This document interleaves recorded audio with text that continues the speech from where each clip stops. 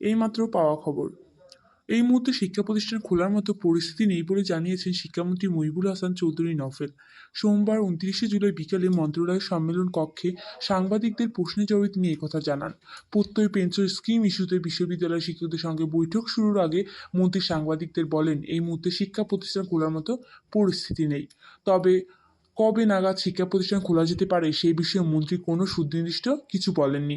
মন্ত্রণালয়ের সূত্র মতে শিক্ষামন্ত্রী মহিবুল হাসান চৌধুরী নফেলের সভাপতিত্বে বৈঠকে আরও উপস্থিত ছিলেন প্রধানমন্ত্রীর শিক্ষা বিষয়ক উপদেষ্টা ডাক্তার কামাল আব্দুল নাসের চৌধুরী, সাবেক শিক্ষামন্ত্রী নুরুল ইসলাম নাহিদ, শিক্ষা প্রতিমন্ত্রী শামসুন নাহার, চাপা মাধ্যমিক ও উচ্চশিক্ষা বিভাগের সচিবালয় সুলেমান খান, বিশ্ববিদ্যালয়ের শিক্ষক সমিতি ফেডারেশনের সভাপতি মোহাম্মদ আখতারুল ইসলাম, বাংলাদেশ বিশ্ববিদ্যালয়ের শিক্ষক সমিতির মহাসচিব ডক্টর